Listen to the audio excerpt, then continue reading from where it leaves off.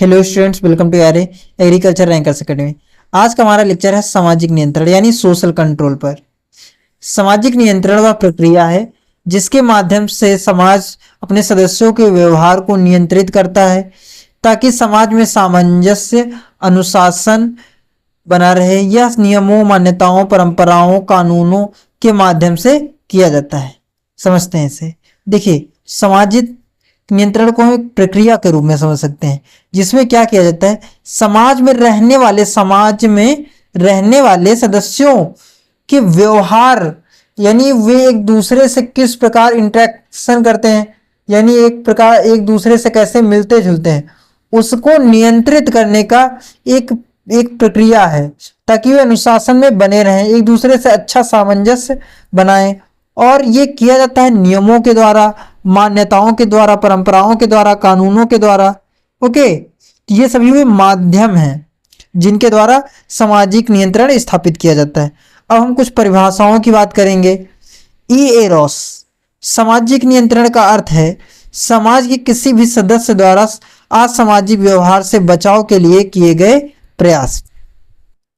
देखिए, इन्होंने सामाजिक नियंत्रण को परिभाषित करते हुए बताया कि समाज में रहने वाला कोई भी सदस्य उस जो असामाजिक व्यवहार करता है उससे बचने के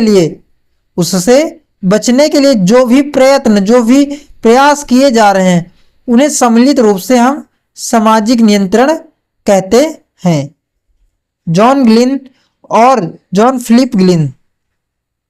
सामाजिक नियंत्रण सामाजिक प्रक्रियाओं का वह समूह है जो व्यक्तियों को सामाजिक आदर्शों का पालन करने के लिए मजबूर करता है। देखिए, इन्होंने बताया कि सामाजिक कंट्रोल यानी सोशल कंट्रोल एक सामाजिक प्रक्रिया है जिसमें क्या करते हैं कि समाज में रहने वाले व्यक्ति अपने आदर्शों का पालन करें। इसके लिए उन पर कुछ कठोर नियम लगाए जाते हैं, अर्थात उन्हें मजबूर किया जाता है कि वो एक आदर्श व्यक्ति बने समाज के लिए। अतः इसे ही सामाजिक नियंत्रण कहा जाता है। सामाजिक नियंत्रण के प्रकार, टाइप ऑफ सोशल कंट्रोल। सामाजिक नियंत्रण का अर्थ समाज द्वारा अपने सदस्यों के व्यवहार को निर्देशित करना और समाज में अनुशासन बनाए रखना है। इसे मुख्यतः दो प्रकार में विभाजित किया जाता है, औपचारिक और अनौपचारिक नियंत्रण। अनौपचारिक नियंत्रण इनफॉर्मल सोशल कंट्रोल। अनौपचारिक सामाजिक नियंत्रण वह है जिसमें समाज के लोग अपने तरीके से व्यक्ति के व्यवहार को नियंत्रित करते हैं।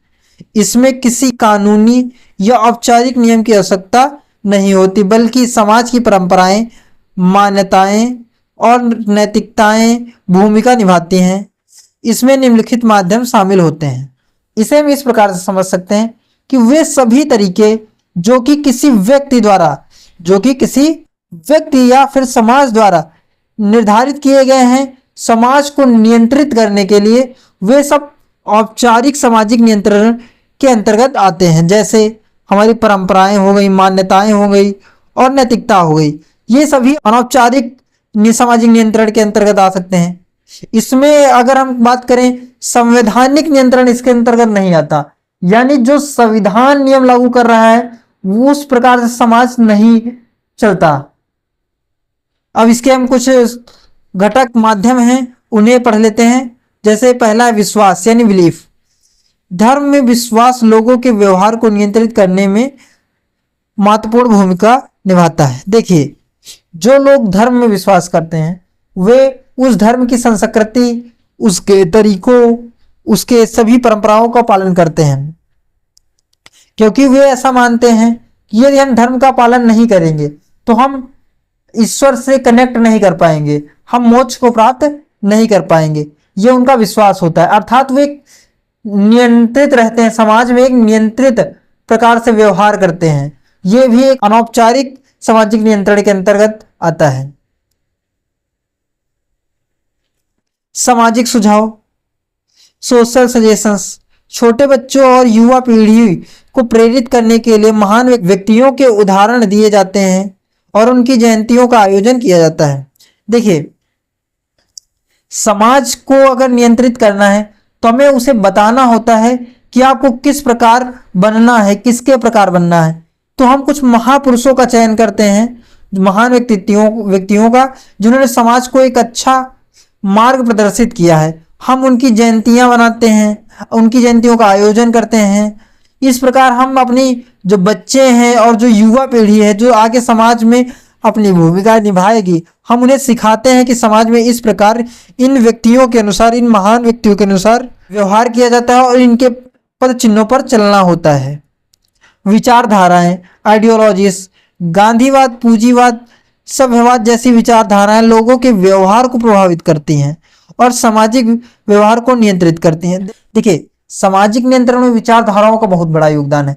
अब अगर हम बात करें गांधीवाद की, तो हम गांधीवाद से सीखते हैं कि हमें अहिंसा का पालन करना चाहिए, हमें सदैव सत्य बोलना चाहिए।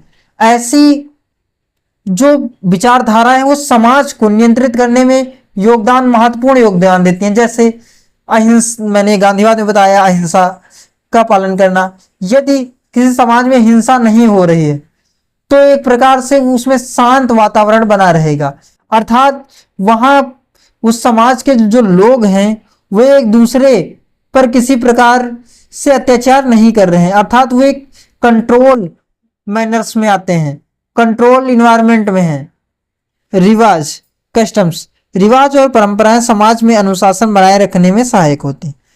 अगर हम बात करें कि रिवाज और कस्टम्स कैसे हमारे समाज को सभ्य अर्थात नियंत्रित करती हैं, तो हम बात करते हैं हमारे हिंदू धर्म की। यहाँ पर गौ पालन किया जाता है, यानी गौ की पूजा की जाती है। तो इस प्रकार यहाँ पर पशुओं पर होने वाली क्रूएल्टीज को रोका जा रहा है। किसके द्वारा? रिवाज, परंपराओं के द्वारा। क्योंकि जब वो किसी पशु को पूज रहे हैं तो उस पर होने वाले अत्याचारों को रोकते हैं। ऐसा कि अभी देखने को मिल रहा है लॉरेंस बिश्नोई और सलमान खान के केस में। लॉरेंस बिश्नोई द्वारा कहा जाता है कि उन्होंने काले हिरन को मारा था, क्योंकि बिश्नोई समाज में वो जो काला हिरन होता है वो पूजनीय होता है। इसलिए कह सकते हैं कुछ रीति रिवाज होते हैं जो मनुष्य को सामाजिक आदर्शों को पालन करने के लिए विवश करते हैं। लोक रीति, लोगों के व्यवहार में नियंत्रित और नियमितता बनाए रखने के लिए लोक रीतियों का पालन किया जाता है।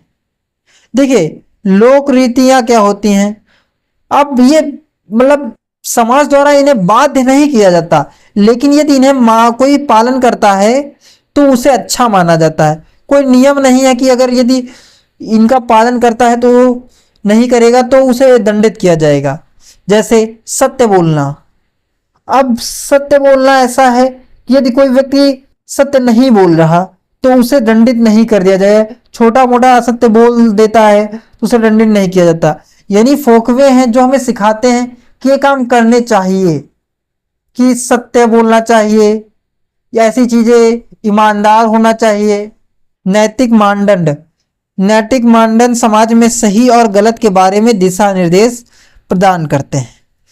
हमने मोर्स, फोकवे, कस्टम इन सबको अपने कल्चर वाले लेक्चर्स में बहुत अच्छे से समझाया था, तो आप वाला लेक्चर जरूर देखिएगा, अच्छे समझ पाएंगे आप। इसलिए अब इसमें क्या होता है कि इस मोर्स में बाध्यता होती है कि आपको ये करना नहीं है या फिर ये काम करना ही है। जैसे गौ रक्षा करना, हमें गौ मांस नहीं खाना है, ठीक है। यदि हम ये काम गौ मांस खाते हैं हिंदू धर्म में तो आप उस धर्म का उल्लंघन करते हैं। हम उस जो संस्कृति है, उस समाज का वातावरण है, उसका हम उल्लंघन करते हैं।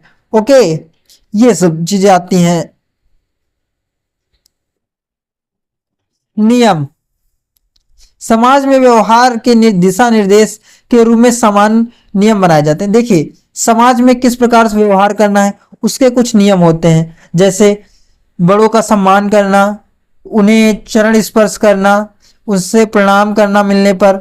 धर्म, रिलीजन, धर्म व्यक्ति के आचरण और व्यवहार को नियंत्रित करने में सहायक होता है। देखिए, अभी तक हमने नियम, ये सब जो संस्कृति के अवयव थे, और संस्कृति किसका अवयव होती है? धर्म का अवयव होती है। तो ये सभी मिलकर क्या करते हैं? धर्म भी एक प्रकार से, और ये मुख्य केंद्र है जो कि क्या करता है? समाज को नियंत्रित करता है। कला और साहित्य, कला और धार्मिक महाकाव्य जैसे बाइबल, रामायण आदि समाज में सांस्कृतिक और धार्मिक मूल्यों को बनाए रखने में सहायक होते हैं। जो महाकाव्य होते हैं, जो कहानियां होती हैं, वो किस्से होते हैं, वे हमें बताते हैं कि हमारे आदर्श पुरुष और आदर्श महिलाएं कैसी होते हैं, अतः हमें उन्हीं के भांति समाज में व्यवहार करना चाहिए। वे कहानियां हमें सिखाती हैं कि किस परिस्थितियों में किस प्रकार का व्यवहार, किस प्रकार का आचरण करना चाहिए। व्यंग और हास्य, कार्टून हास्य और व्यंग समाज में गलतियों को उजागर करने और सामाजिक मूल्यों को बनाए रखने में सहायता करते हैं। देखिए, किसी की गलती को कार्टून, हास्य, व्यंग के रूप में समाज में प्रदर्शित किया जाता है, क्योंकि हम ताकि हमें पता हो कि समाज में ये कार्य गलत हैं। और यदि हम व्यंग के रूप में किसी चीज को प्रदर्शित करते हैं तो वो व्यक्ति को शीघ्रता से समझ में आ जाता है कि हाँ ये चीज गलत है, इससे हमें अपमानित महसूस होगा। अगला बिंदु है हमारा सार्वजनिक मत। गांव में लोग एक दूसरे को जानते हैं और इस प्रकार सार्वजनिक आलोचना का डर और समाज में मान्यता प्राप्त करने की आवश्यकता व्यक्ति के व्यवहार को नियंत्रित करते हैं। देखिए, क्या होता है कि ग्रामीण क्षेत्रों में व्यक्ति कहता नहीं हमारी समाज में अपमान हो जाएगा, यस, इसीलिए व्यक्ति समाज में, गांव में कोई बुरा काम नहीं करता कि मैं समाज में बैठूंगा, लोग हमें अपमानित करेंगे, लोगों को इस कार्य के विषय में सूचित हो जाएगा और समाज में हमें अपमानित किया जाएगा, हमारी आलोचना होगी, इस चीज का भय होता है। अर्थात ये भी एक प्रकार के समाज को नियंत्रित कर रहे हैं, एक प्रकार से समाज को नियंत्रित कर रहे हैं। दूसरा है औपचारिक सामाजिक नियंत्रण, फॉर्मल सोशल कंट्रोल। औपचारिक सामाजिक नियंत्रण वह है जिसमें समाज द्वारा विविध नियम, कानून और प्रक्रियाएं बनाई जाती हैं ताकि अनुशासन और व्यवस्थाएं बनाए रखी जा सकें। इसमें निम्नलिखित साधन शामिल होते हैं। देखिए, और इसके अंतर्गत वे सभी नियम हस्तलिखित होते हैं, अर्थात उन सभी नियमों को बहुत अच्छे से लिखित रूप में उपस्थित किया जाता है और ऐसे कानून बनाए जाते हैं, प्रक्रियाएं बनाई जाती हैं, अर्थात संवैधानिक रूप से समाज को नियंत्रित किया जाता है। पहला है कानून, लॉ। कानून वैधानिक संस्थाओं द्वारा बनाए गए नियमों का समूह है जिसे पुलिस, न्यायपालिका जैसे अधिकृत एजेंसियों द्वारा लागू किया जाता है। देखिए, कानून क्या होता है, जो वैधानिक संस्थाएं होती हैं वे मिलकर जिन नियमों को बनाते हैं उन्हें कानून कहा जाता है।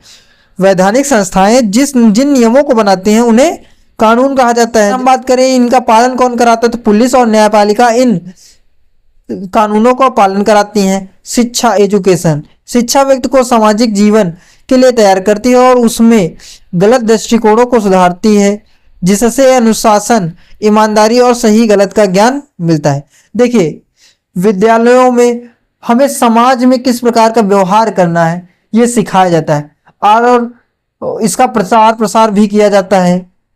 बल प्रयोग, बल प्रयोग में शारीरिक दबाव जैसे कैद या मृत्युदंड और गैर हिंसात्मक दबाव जैसे हड़ताल, बहिष्कार या असहयोग शामिल होते हैं।